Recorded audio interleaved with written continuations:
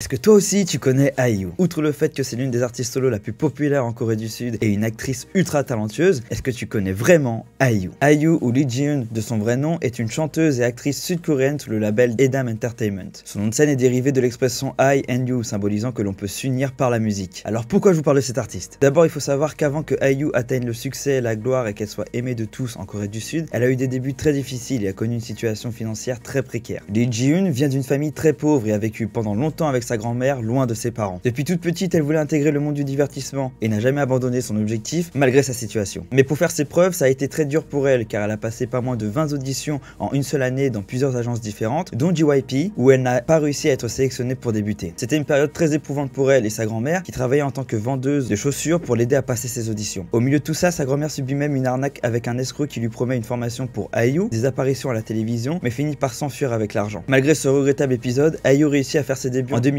chez Kakao M avec son single Lost Child et marque le début de sa carrière. 2 ans plus tard, en 2010, la chanson Nagin devient virale en Corée du Sud et permet une explosion de sa popularité dans le pays, ce qui lui a valu le surnom de la petite sœur de la nation. La même année, elle sort son mini-album Real et le single Good Day devient un succès historique de sa carrière. C'est sa chanson la plus connue. IU est acclamée pour sa high note en 3 parties qui composent le titre et en 2020, Billboard nomme Good Day comme la chanson de K-pop de la décennie. Rien que ça.